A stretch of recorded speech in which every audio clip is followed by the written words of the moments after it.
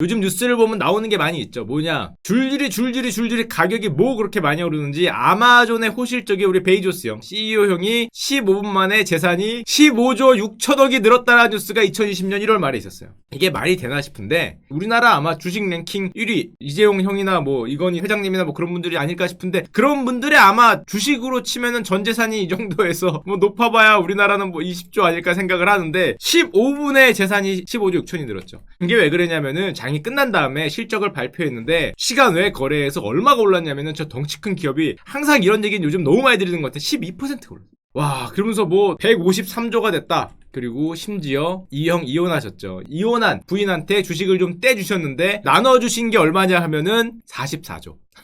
자기 주식을 좀 떼주셨죠. 내 주식이 한 159조에서 한 200조 사이에 있는데 조금 떼준 게 이제 44조였으니까, 이것도 한 12% 올랐으니까 이 누님은 얼마냐? 한 4조 벌었네요. 이 누님은 15분 만에 뭐 한 4조 벌었죠. 처음부터 같이 한 누나긴 했죠. 자, 그러면은 아마존 주식이 맨날 보여드리는 그런 찌를 것 같은 차트로 올랐냐? 당연히 그렇죠. 이렇게 올라서 조금 머물다가 이렇게 올라간 거예요. 지금 그래서 역시 역대 최고점에 있는데, 이건 맨날 하던 얘기니까. 근데 요즘 뉴스를 보면은 굉장히 신기한 게 있어요. 뭐가 신기하냐? 아니, 이게 뭐만 하면 마이크로소프트 10년간 최고의 해, 작년입니다. 2020년이니까. 2019년이 지난번에 애플의 최고의 해였는데, 마이크로소프트 최근 10년 역사상 최고의 해였어. 무슨 뭐 누구한테도 최고의 해였어. 아마존은 미친듯이 올랐어. 10년간 417%가 올랐는데 2019년 1년에 57%가 올랐다.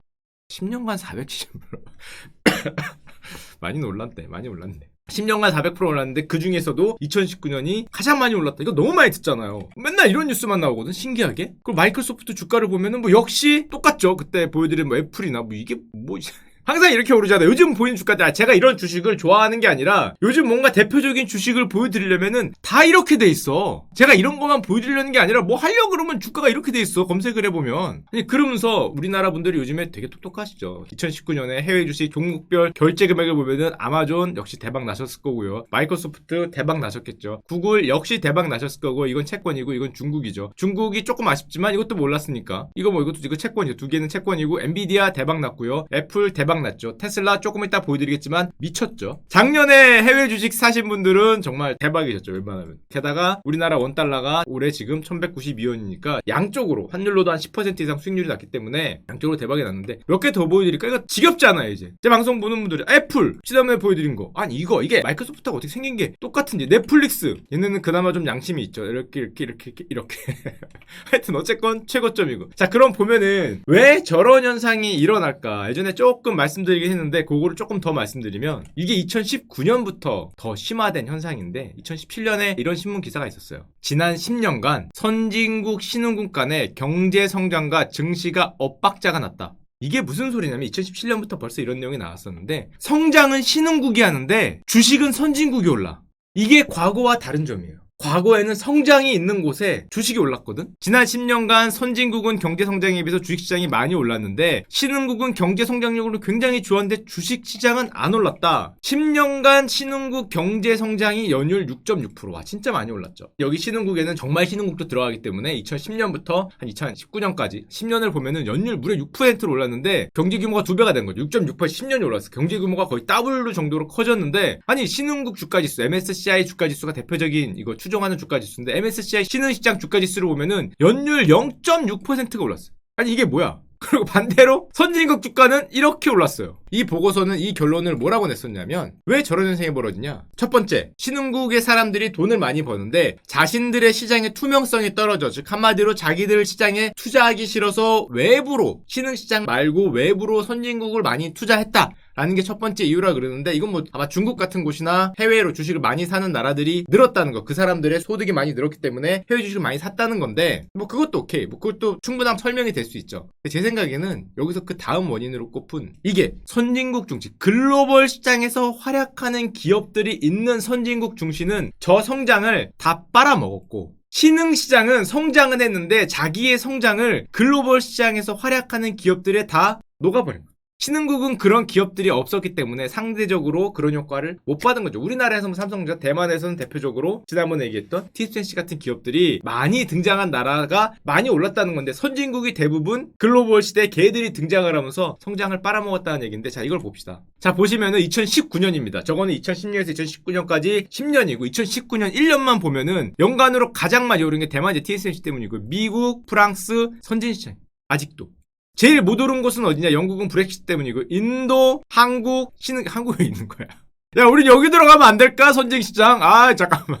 우리 여기 대만도 여기 있는데. 하여튼, 신흥시장인 한국, 영국은 브렉시트, 인도 등등 신흥시장이 못 올랐어요. 그나마 중간 정도 차지한 게 중국, 유럽, 독일, 일본이니까 아직 선진국 중에서 약간 떨어지는 데는 중간이고, 완전 선진국 미국은 여기고, 신흥시장은 여기. 아하, 이제 그러다 보니까 물론 관점이 두 가지로 나누는데, 첫 번째, 이런 관점을 가진 형이 있어요. 이거 레포트에서 갖고 온 건데, 이런 거. 미국 증시만 너무 일방적으로 올랐으니까 밸류에이션이 비싸다. 그 때문에 영원하지 않고 미국 주식 가격 조정을 보겠다는 건 아닌데, 다른 주식들이 좀 많이 오르지 않겠냐, 이런 관점으로 가지고 레포트를 쓰시는 형들이 계시고, 2019년 미국 주식 상승은 멀티플, 돈을 잘 번 게 아니라 그 돈을 번 거에 비해서 멀티플, 배수를 많이 주는 걸 확장을 했다. 그렇기 때문에 과열이다, 이렇게 보신 형들이 있고, 예를 들면 이거죠. PER 번 거에 비해서 주가가 이렇게 올라가 있다는 거죠. 이게 높다는 걸로 초점을 두는 형들이 있고, 반면에 잠깐 이거 얘기 드리기 전에 저 이거 보고 깜짝 놀랐는데, 아, 진짜 대단하다. S&P 500이죠. 미국에 있는 대표적인 기업들이 속해 있는 지수인데 ROE가 18%야? 방송을 처음부터 보신 분이라면 ROE가 이제 뭔지 알죠? 우리나라 예금금리가 2%, 우리나라 코스피에 있는 기업들의 ROE가 아까 8%였는데 이게 진짠가? S&P 500에 있는 ROE가 18%면 주식 살만하죠? 기업들이 자기들이 갖고 있는 돈 대비 1년에 18%씩 돈을 번다는 거잖아. 야, 이거 진짜 대단하죠. 대단하긴 한데, 아, 이게 진짠가 싶은데. 자, 하여튼 뭐 그럼에도 불구하고 대부분 번 돈에 비해서 주가가 어딨냐면은 미국 같은 경우가 아주 위에 있다는 거죠. 여기 이 EBS 대출하니까 레포트 따르면 굉장히 고평가돼 있고, 우리는 여기냐? 우리도 고평가인데? 하여튼 뭐 우리는 버는 돈이 내려왔기 때문에 주가 자체는 아래에 있지만은 뭐 나름대로 고평가돼 있고, 중간에 있는 게 이제 저평가돼 있으니까 중간에 있는 게 매력적이다, 이제 이런 말씀을 하시는 거예요. 뭐 그건 그렇다고 치고 저런 의견이 있다라고 생각을 하고 보시면 되고, 또 제가 잠깐 놀라웠던 게 이것도 약간 딴 얘기인데, 와, 이 미국이란 나라가 이 ROE가 이쪽이 ROE거든요. 자기 자본 대비 번 비율이 여기인데 혼자 여기 있어. 100억을 들고 있으면 1년에 18억을 번다는 거잖아요. 우리는 왜 여기 있냐, 가슴 아프게. 왜 여기 있냐. 이게 사실 반도체가 너무 내려가서 작년에 이랬던 거긴 한데, 우리가 아마 반도체가 회복이 되면 한 요쯤 오겠죠, 요쯤. 좀 가슴이 아픈 거였는데. PBR이 낮다는 말이 이제 그만큼 저평가돼 있다는 거고, 평가를 못 받는다는 거고, ROE가 낮다는 거는 그만큼 돈을 못 받는 거니까 뭔가 굉장히 축소지향적인 위치에 지금 있죠. 미국 여기 있어요. 고평가도 돼 있고 돈도 잘 벌어요. 놀라운 모습을 보이고 있는데, 자, 하던 얘기 계속 드리면, 아까 전에 글로벌 성장을 쪽쪽 빨아먹은 기업들이 대부분 주가가 많이 올랐다. 그럼 미국에서는 물론 당연히 IT 기업들, 우리가 얘기하는 글로벌 플랫폼 기업들이 엄청나게 많이 올랐고, 사실은 우리가 예상하지 못한 또 오른 산업군이 있어요, 미국에서. 그게 금융입니다. 미국 금융주들이 이렇게 올랐어요. 이게 대표적이죠. JP모건 체이스거든요. 우리가 JP모건 하는 데죠. 미국 금융주들이 의외로 완전히 폭발했어요. 일단 첫 번째가 이게 정책적 요인이 있어요. 미국 정부가 트럼프가 되면서 트럼프형은 은행들, 금융들이 돈 버는 거를 선호하기 때문에 이쪽에 많이 풀어줬어. 그게 첫 번째 물론 이유고, 두 번째, 글로벌하게 통하는 뱅크 오브 아메리카도 우리 옛날에 산업은행 형들이 이쯤 왔을 때 팔았는데 이게 더 올랐죠. 가슴이 아프긴 한데 어쩔 수 없었죠. 형들 입장에서는 뭐 본전 왔을 때 팔아야 되니까. 뱅크 오브 아메리카도 쭉쭉 오르고, 우리가 흔히 얘기하는 골드만삭스도 빠졌다가 다시 이렇게 쭉 올라가면서 금융주들이 굉장히 많이 좋았어요. 아까 제가 얘기해드린 이유도 있지만은 이런 것도 있죠. 월가 투가 족설에 볼코리아 그러는데, 이게 뭐냐면은 그 시중은행들은 우리 같은 사람들한테 예금을 받아서 주식이나 뭐 파생 상품을 사거나 이렇게 투자를 하지 마라, 투자하지 말고 안전하게 유지하라는 게 볼코리아인데, 트럼프 형 이런 거 싫어하죠. 그래서 확 풀었기 때문에 여기서도 이제 앞으로 투자가 가능하다 해서 금융주들이 많이 달린 게 있는데, 뭐 요거는 뭐 다른 내용이고. 자, 그러면 또 한 가지 재밌는 케이스가 있는데, 미국 S&P 500이 대표적으로 대형주 지수입니다.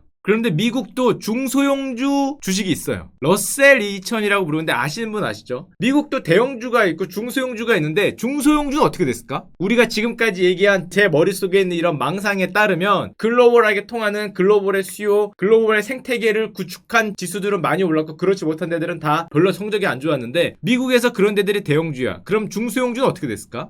당연히 별로 안 좋았겠죠. 물론 안 좋아졌다는 게 안 올랐다는 건 아니고, 오르다가 이번 웨이브에는 참가를 못했어요. 중소형주 같은 경우에는 별로 못 올랐다는 거예요. 안 올랐다는 건 아닙니다. 굳이 뭐 전문적인 표현을 쓰자면은 대형주 대비 소형주의 상대적 주가인데 이 정도를 유지하다가 어느 순간에 미국에 있는 소형주들은 대형주 대비 전혀 힘을 못 쓰면서 이렇게 가격이 내려왔어요. 이번에 상승할 때 전혀 올라타지 못한 거예요. 제가 뭐 항상 드리던 얘기니까 이게 심화된 거죠. 이게 S&P 500 같은 경우는 요렇게 한번 두 번의 점프가 있었는데 미국도 소형주는 요 두 번째 점프에 전혀 참석하지 못했어요. 그래서 뭐 길게 말씀드렸는데 결론적으로 하면은 제가 지난번에 말씀드린 애플이나 네이버를 사지 못했던 눈물 어린 내용과 함께 말씀드리면은 글로벌 플랫폼 기업들이 이 생태계를 이루면서 이 글로벌 수요를 쫙 빨아가면서 이 생태계의 플러스 효과가 지금 폭주하는 모습을 보이고 있죠. 근데 우리가 어느 순간 까먹은 게 있는데 사실은 지금 어떤 상황이에요? 이거죠. 이게 작년에만 해도 전부 다 이거에 관심을 가졌는데 어느 순간 전부 다 이거를 까먹고 있는데 미국하고 중국하고 열심히 싸우고 있어요. 그럼 어떤 현상이 나타날까? 당연히 수출입이 굉장히 안 좋아지겠죠. 전 세계 수출입 증가율이 마이너스로 떨어지면서 수출 기업들이 굉장히 안 좋아요. 맞아, S&P도 그래요. S&P도 보면은 수출을 많이 하는 기업들이 수익률이 굉장히 안 좋았는데 지금은 이거를 따질 때가 아니죠. 이게 지금 시장의 메인 흐름이 아니라 만약에 이거를 따졌다면은 해외 매출의 비중이 높은 기업들의 주가가 좀 조정을 받고 내수주들이 올랐어야 되는 흐름이었긴 한데 지금은 그거를 따지는 때가 아니라 이 생태계가 퍼지고 걔네들만 잔치가 시작되고 있는, 우리나라도 좀 꼈으면 좋겠는 그런 시기가 아닌가 하는 망상을 하고 있습니다.